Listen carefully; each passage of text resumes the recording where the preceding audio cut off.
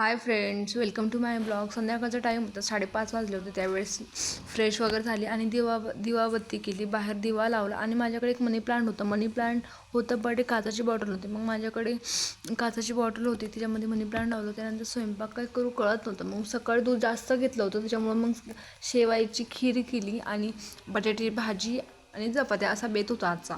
नंतर भाजी टाकून घेतली बटाट्याची आणि भाजी टाकल्यानंतर एका गॅसवर हे केलं, चपात्या करून घेतल्या. आणि स्वयंपाक लवकर असतो आमचा. मी 6ला स्वयंपाक करते. स्वयंपाक कधी 7:30पर्यंत आम्ही जेवण करतो.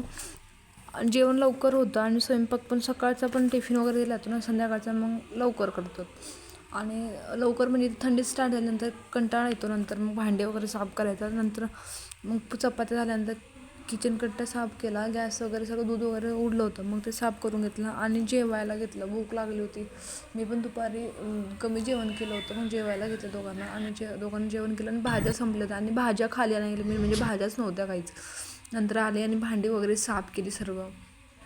भांडी साफ केल्यानंतर सिंक पण घासून घेतला, नाही तर मी तिथं खूप मच्छर होते आणि खूप गंदा वास येत होतं. सगळं खरकट वगैरे तिथंच टाकते ना मी, त्याच्यामुळे सिंक पण साफ केला.